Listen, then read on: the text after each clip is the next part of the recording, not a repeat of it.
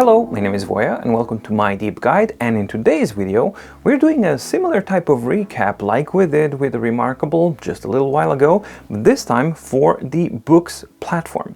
So in this video I'm going to be combining two things. First, we're going to start off with checking out the new features and functionalities of the update 3.5 that has come out on the latest devices and is now rolling out to older devices, the last year devices as well. And that's a really meaningful update because there's some really cool stuff there. And then we're gonna take a look back, software and hardware wise, what did the Boox do in 2023, and yeah, basically how that looks like, and to try and summarize where Boox is, what it's doing right, what it's doing wrong, and what we can actually hope for in the future. But before we begin, if you do like the work that I do and you would like to support the channel, then please consider subscribing to the channel and liking the video, because that helps a lot for the channel growth and the video visibility as well, so that the channel and the video can reach even more people. Also, if you would like to help the channel independence even further, then head on to the mydeepguide.com/shop, where you can find MDO, which is a hyperlinked PDF document that helps you organize all of your yearly, quarterly, monthly, weekly, daily needs, planning and journaling needs, and also the MMP, which is My Deep Guide Meeting Planner, which is again hyperlinked PDF file that helps you centralize, simplify, and organize all of your meeting planning needs. You can check out in the description down below, and you can see the links to the dedicated playlists for both of the products, where you can see a lot of really good informative videos that can help you make a decision, hey, this is a product for me or not. And now onwards with the Boox Update 3.5 features. Alright, so let's take a look at the new functionalities and features of Boox platform 3.5 update coming out, and it came out on tab devices and on non-tab devices. In this case, I am using my Note Air 3C, but the functionalities should be pretty much the same across all of the devices. So we're going to start out with the first big new feature, which is called Smart Scribe, and the way you actually activate it is by using this AI toggle button. So if I toggle it on, that's your Smart Scribe, and you can selectively enable or disable the functionalities of Smart Scribe. And the functionalities are these 5 as follow. You have the shape perfection, mark recognition, strike through erase, double tap recognition, and turn page with stylus. Now the thing that I do like with turn page with stylus is because they ruined the control thing. So now it's no longer easy, so straightforward to turn on and turn off the touch functionality. Why would you want to do that? Because Boox really doesn't have the best of palm rejection. So when you're actually writing, it can misinterpret your palm on the screen and flip pages. So instead of actually fixing that and having proper palm rejection, they've found their way around it, and they figure out, hey, people are actually turning it off, and then they're using it, and then you can easily use your pen to actually navigate the document. And then when you want to write, you go into the scribble mode and then automatically write.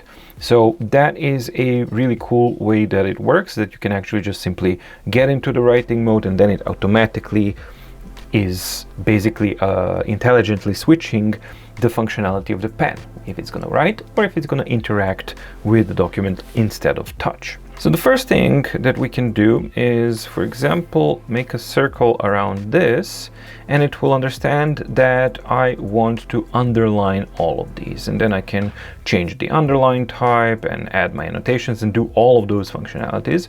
But it's a very interesting and easy way to basically just select a section, and then it works. Very powerful. Then we also have the ability to say, for example, this is my note, and then it's like, oh no, that's not my note, I just don't want that, so I'm going to scribble it out. This is my annotation, or maybe I don't want any of this, and then it just kind of deletes it. The only thing is that you have to make sure that you're actually deleting the whole thing. It doesn't make too much sense if you're using a pen that actually has a side button, but if you're not, then it does make a heck of a lot of sense, because you don't have to flip around and erase, and it actually is a lot more easier and straightforward to use. You also have an option of adding a straight line. So for example, if I start like this and hold, then it's going to turn into a line. However, unlike with the remarkable functionality, you can't adjust the angle of it afterwards. It just turns the line like that. So what I could do is maybe do this, wait, and then it turns into a line. So as such, it really works well. And then can it understand that I want to erase the line, or is now the line not erasable? Strange. So the lines are not erasable via the scribbly thing, which is kind of weird. It also should be able to create perfect shapes. So yeah, that was a circle, triangle, and you just hold until it recognizes, and then I can do a square, recognizes it and turns it into a square, which is actually pretty sweet, because this works really well. Now, while I have this, I can actually show you one of the additional functionalities, which is actually a fill bucket. So I can choose to color fill closed shapes, and then I can choose a different color for here, and then I can choose a different color for there, and all of the enclosed shapes will work.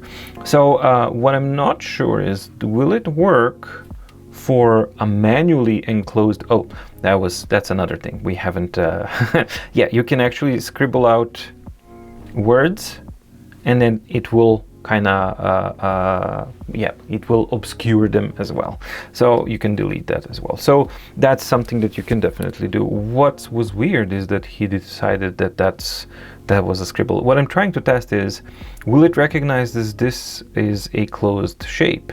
Yes, it will. So you're not confined to just these kinds of things. I can create a far more complex kind of a thing.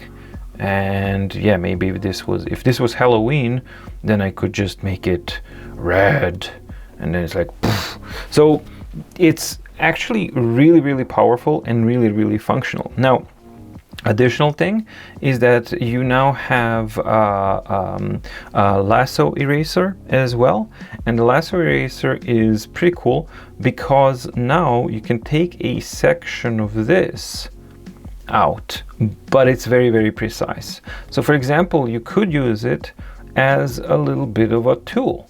So if I wanted to be very precise with it, it's actually doing a really cool job with it. So I can then use it as a creative type of a tool, and then you can do pretty cool stuff. And even if you do just one line, it will try to do something as it can, but it's much better if you give it an actual shape, then it will know how to interpret these things. Another really cool thing that has finally been added to the Boox platform is that now in the Neo Reader, you are able to add a blank page, and you can do that by going to the progress, right? So you tap in the menu, then you go to the progress, so not format, not there, but in progress, and then you will see the option here of adding a blank page. And when I add a blank page, it's going to automatically insert it here. And what I'm wondering is, can I actually add a template in here? Because that is something that would be missing. And let's see if we have an option of layers, templates, something. Nope, none of those things there. Can I add layers maybe here? Floating bar, general settings. Do we have something like that here? Page display, no. So it's the same situation like we have with the Remarkable. So you can add a new blank page in the document, and it will not ruin the functionality, because now if I tap on a daily diary, I still go to daily diary in my MDO, and if you're interested in the MDO, you can find it on mydeepguide.com/shop, because this is what it is. And then if I go back to my daily planner, but if I wanted an additional page, then I can just insert that page, flip to it, and start writing and adding my notes here, which is really a welcome addition, especially because it doesn't break the functionality of complex documents like these. And you can also do the whole functionality thing that we've talked about. So if I wanted to have so now I can just do this maybe, and it will, yep, and then I can just do a circle, hold. That's an ellipse. Oh, that's pretty cool. So now I can just color that and make it green. Okay, and now I'm gonna create, no, sorry, it's not enclosed. I know it's not enclosed. Now I can make a ellipse like this, and nope, just go back here, there, and now I can color it.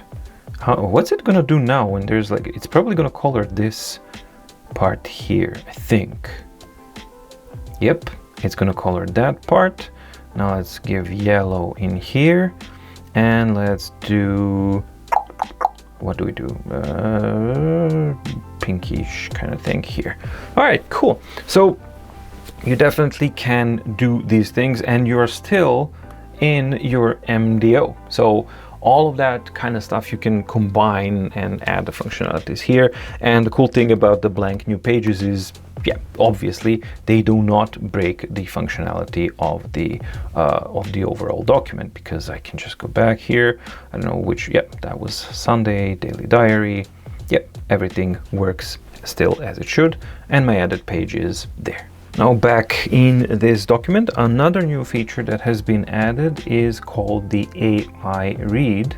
And when you tap on it, it's basically going to kind of figure out what the document is about. And it should do the following. It can do the genre description, chapter summary, about the author, related books, book description, and book summary. And I believe it's using ChatGPT for that, or OpenAI for that. So yeah, you have available 30,000 words, provided reference only. The word count is based on the final output. I don't really know how do you purchase new words or not, or whatever. It's kind of strange. You can generate this in different languages, and yeah, there's 4 pages of languages. So this is page 1, page 2, page 3, and page 4. So those are the languages that you can use this tool in. So let's do chapter summary, for example.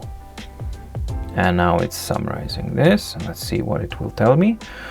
The geology of Mars provides a comprehensive exploration of geological features and and processes present on the planet Mars. Each chapter delves into different aspects, such as formation of Martian landscapes, the role of water and ice, volcanic activity, impact cratering, and the search for evidence of past and present life, with detailed reanalysis of stunning visuals. This book offers an in-depth understanding on Mars geologic history and its implications for planetary science, human exploration. Okay. What is this? Oh, that's regenerate. Well, you could ask me if I want to spend my words on that again. All right, so that's that. What about genre description? It's a scientific book. Okay, that does all of this. What about book summary?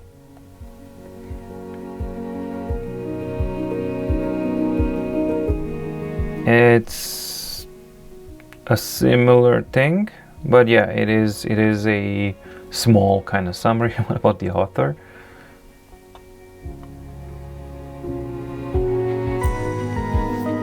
Okay, so that is the functionality that you have with the AI read.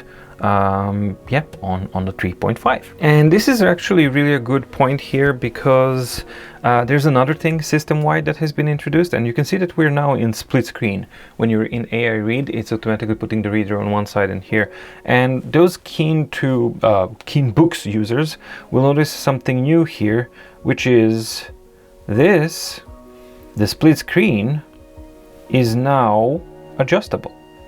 So you can actually fairly easily adjust the percentage and the ratio, or the relationship between how much of the screen you give, real estate you give to one of the apps, and how much you give to the other, which is absolutely freaking awesome. And another thing that has been added to the Neo Reader is that if you're using a mouse, so you can see the mouse cursor here, I have connected to the tablet, and if I use the scroll, then I can scroll through the document and pages and basically kind of flip through that, and it will flip to the next pages. So you can basically scroll through the document that way. The only thing that's kind of sad is that we have the default 2 refresh speeds and modes in Neo Reader, which is the HD mode or the Regal mode and the speed mode, and none of them are as fast as the system-wide balanced speed or fast or super fast modes. So that's something to keep in mind, but this is actually really kind of handy if you want to scroll through the document and just basically flip the pages and things like that. And regarding the linked functionality and linked notes, there's a couple of things that has been added here. Well, 2 things. So here I have like 3 links to new different notebooks, 1, 2, and 3. And basically now when you travel to a new notebook, what you will see is that you will get these 2 new icons, and they are allowing you to go back from where you came from, or quickly go back forward and back, right? So I can do that, and then I can go to Studio Connection, which is my notes link 3. Then I go there, right? So now it's going there, okay. And then finally I go to this one in here. It's so bugged out, it doesn't understand the zooming levels, so if you go into different zooming levels it's going to be weird, but okay. And now I go back, and that's pretty cool, so I can navigate that way. But there's one more functionality that you have. If you long press the back button, then you actually get the history of where you were going from, right? So where did you go to, where did you come from, etc.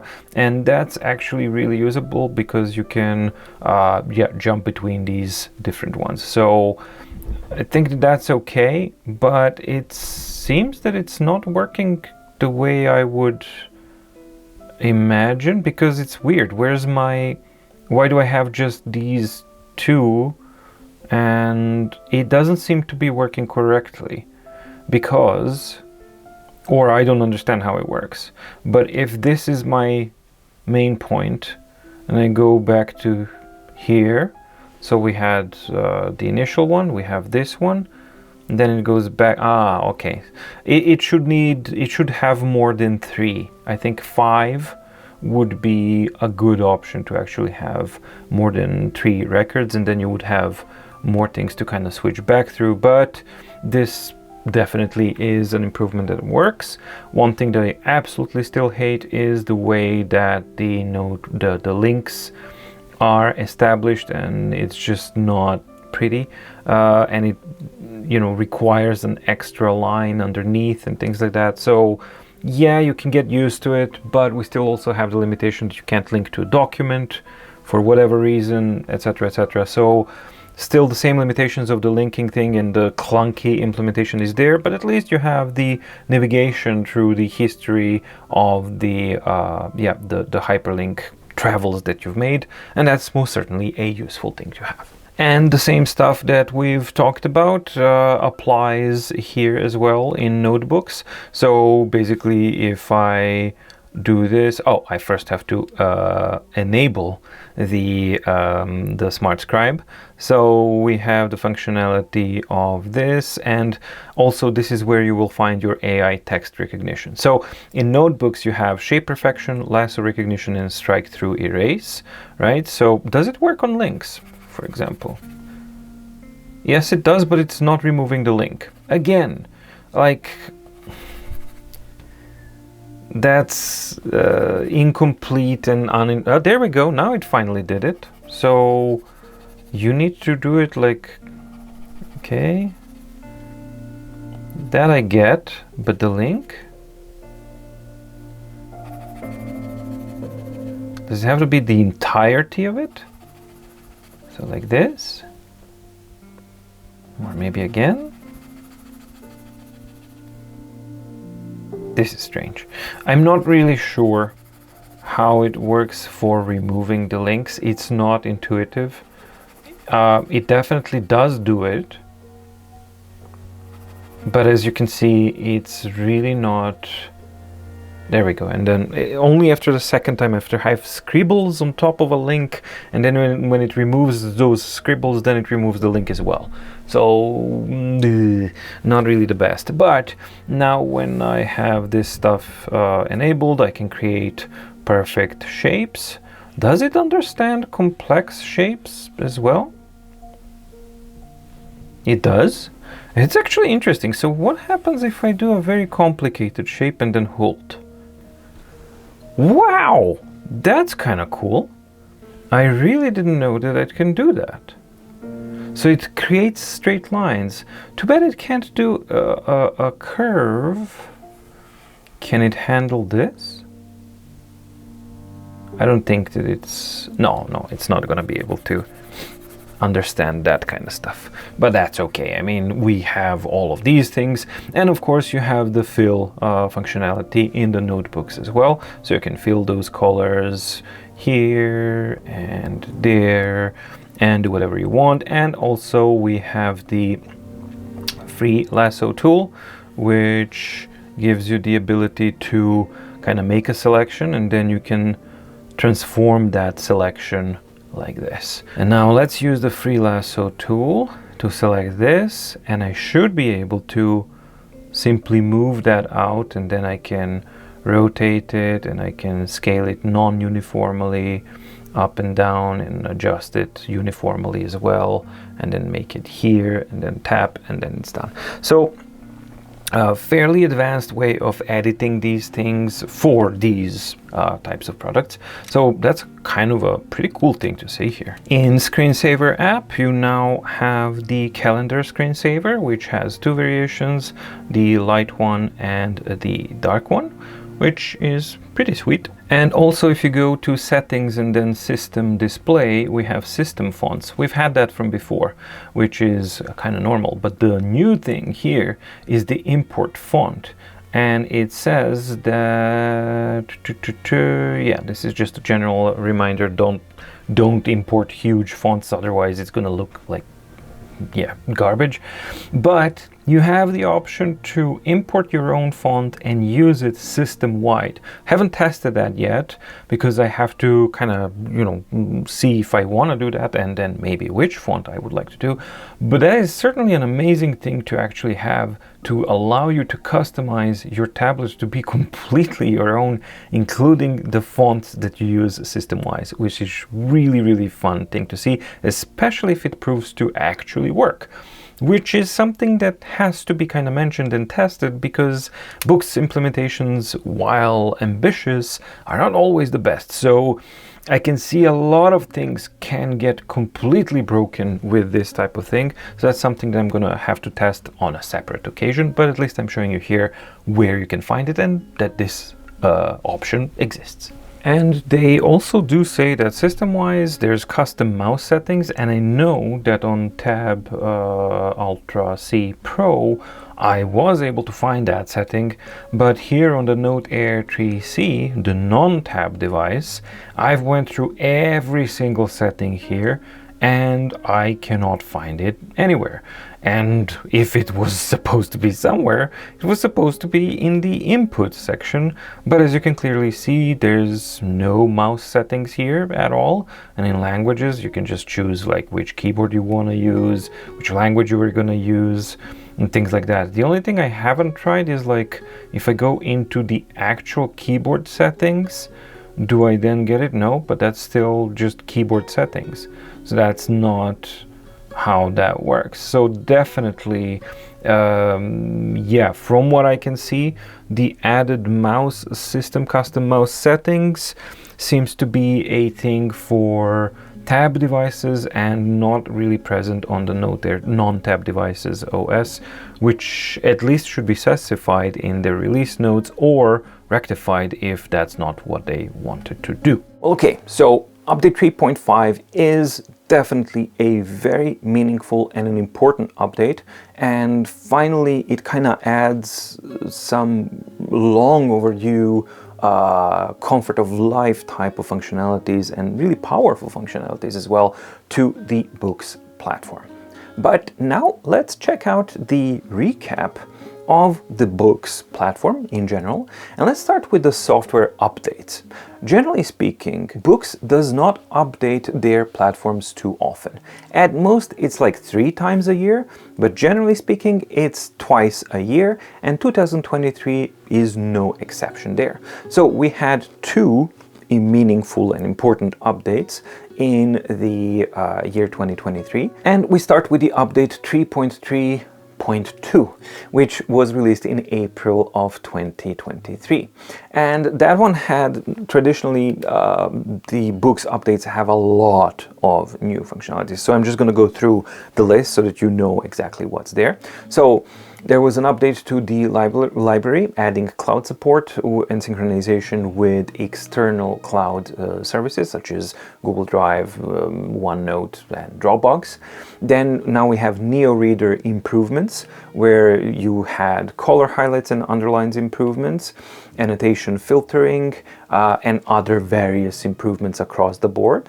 Then in the notebooks, we had the text notes, so a dedicated new notebook type, which is basically was in response to, you know, the Typefolio and Remarkable came out in March, and then in April we had dedicated text notes on Boox platform. So that was kind of like, okay, it seemed reactive. I don't know, but even if it was implemented fairly quickly because already in April we had that. So we had text notes as a dedicated new notebook. Then we have improvement in text boxes, where you can actually modify and format and control the typed content in a text box a little bit better. Updated linking controls, the new control group from the touch controls and everything, which was terrible. Keyboard layout languages have been, new keyboard layout languages have been added, especially for the tab platform, and some other improvements generally. Then just a short overview of the update 3.5, which came out now in October. We had the Smart Scribe with the book annotation, content tape, note deletion, shape, and line perfection. Then we had the Neo Reader functionality, adding of a blank page. Then we had the AI read. Then we had the scrolling view with the mouse. Then we had hyperlinks in the notes, quick return to hyperlink paths, the linked notes addition, free Lasso tool, and the intelligent Lasso tool addition to the notes, fill in the colors in the notes as well. New system-wide now we had calendar screensaver. They added flexible split screen functionality, custom system fonts, which is actually quite interesting. I can't wait to test that out properly, and custom mouse settings, catering towards the tablet PC line of devices or the tab devices. So that is basically what Boox has done as far as software goes and as far as the platform goes in the whole entirety of the 2023 year. But as we all know, Boox is far more prolific as far as the hardware device releases go. So in 2023, the devices that have been released were Tab Ultra C, Tab Mini C, Palma, Page, Poke 5, Note Air 3C, and Tab Ultra C Pro.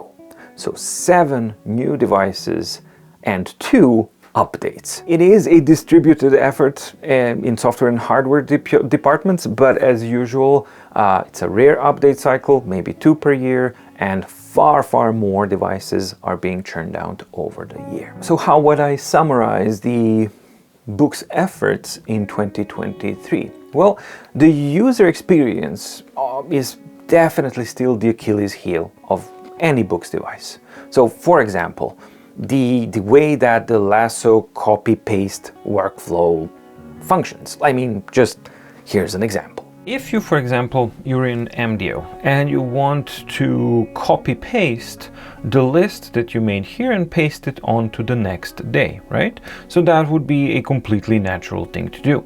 And that should be quite easy because you go into here, you take your Lasso selection, then you tap once and nothing happens. And you have this tiny invisible line that's an indication that this tool is selected, but it's not telling you anything, right? So right now, yes, I can select, it is selected, but if you tap again, you can see that you have Smart Lasso and Free Lasso. Okay, so I want to use Smart Lasso to select my selection. All right, so how do you copy? If you're an average user, how do you copy this? Wouldn't it be completely logical to have the copy, paste, and options that you have in relation to this selection, that they appear in relation to that selection, they're kind of connected to it? No, instead, what you need to do is you make your selection, go to the Lasso tool, go to the specific Lasso tool that you have used, and then you will have options to change the color of the selection, copy, so this is my copying, cut, paste, delete, or select everything in the entire page. Okay, so I figured that out. Now I'm gonna go to the next day, and yeah, I need to exit here, tap in here. Okay, so now I'm in the next day, I want to paste. How do you paste? Well, you go to the Lasso tool once, twice, 3 times, and then you paste. Like, wow. However, update 3.3.2, well, it ruined some things. For example, touch control, hyperlink padding, and linking of notebooks, how it works. It's really not that good. It also started to improve quite a lot of things. For example, app optimizations. That now works really seamlessly, and you get to control exactly what you need and what you want when you want it, easily, non-intrusively, and that's an example of how they should start implementing functionalities, vast amounts of functionalities on their platform. And now with the update 3.5, we see the continuation of that improvement, which is a good thing to see. So while I was definitely not happy with the direction where Boox was going in 2022 with the updates software-wise, 2023, especially the update 3.5, gives me a lot more optimism, but they really have to get a handle on the UX, the user experience, internal rule book, so that there's like a set of rules that is valid throughout the entire platform, entire device. So no matter where your user ends up, that they know the logic behind the platform. And currently, Boox lacks completely the logic, the thinking. How does this device think? How does this user interface think? That's your user experience, and that is lacking, that is inconsistent, and that is the biggest problem of the Boox platform. And that's why it has a very steep learning curve, and it's very unintuitive. Some of the things are completely unintuitive. So it would be wise if they would introduce fewer new functionalities in 2024 and focus way more on improving the UX unification of the entire system to make it a lot more intuitive and user-friendly than it currently is. They're focusing a lot more on hardware releases during the year cycle, as we've seen, and 2023 was particularly strong and innovative year for Boox. And for me, the most interesting, even though it wasn't the device for me, but the most interesting device for me was actually Boox Palma. And I think that I'm not the only one. Quite a few users actually found it quite interesting. So it's not something that I can use in my day-to-day life, but it is an intriguing take on a device. And for me personally, the Note Air 3C, well, I own it, and it is my personal favorite new device of 2023, not just of books, but of the entire year as far as e-ink devices go. We definitely shouldn't overlook the powerhouses, the Tab Ultra C and the C Pro, because they do offer something relatively unique to the market. Even though I personally don't like those devices, I think that they are important. Why do I not like them? They are not well balanced devices, and in my opinion, the whole Tab line of devices is basically, it should have like a big stamp, design in progress or work in progress, meaning that they're not there yet. So basically, Boox is testing the market and checking to see what happens if you go in a completely opposite direction of what people perceived an e-ink tablet should be. And that's what tab devices actually are. That's why they call them, I guess, that's why they call them the tablet PC replacement, e-ink tablet PC or whatever. So as such, I do respect the effort and the gutsiness that goes into actually developing and releasing devices like this. So that's basically a summary of how I see Boox as a platform, as devices, as software, and all of that kind of stuff. And I just want to say one last thing, because I keep seeing this now for years, but please, if you are considering the Boox device, for example, and you are thinking about it, yeah, it's very complicated, but I want something that's distraction-free. Don't be distracted by the distraction-free marketing campaigns. All that means, the distraction-free, all that means is that you have no sound and no notifications. And you certainly can do those things extremely simply on any of the Boox devices like this. Right, so all you need to do to turn your Boox device into a distraction-free device are these two: do not disturb and mute, and you just turn them on and that's it. And if you don't see them by default, just go into the edit and you will find them here, drag and drop them into here, and that's it. Then your Boox device is distraction-free. And don't misunderstand me. If you're looking for simplicity, then I definitely wouldn't recommend a Boox device because it is complicated. But if you're looking for distraction-free, that does not eliminate Boox devices because you can make them distraction-free. So don't coincide those two things, complicated and distraction-free. They're not one and the same. Alright, I hope that you liked the video and that you found it informative or useful. If you did, please like the video. And if you haven't subscribed, what are you waiting for? Subscribe to the channel and help the mydeepguide channel grow even further. I mean, we're now over 51,000 subscribers, which is awesome. So thank you guys so much for all of that. Now, back onto the Boox discussion. So please do let me know in the comments down below what your thoughts are about all of the stuff that we've talked about.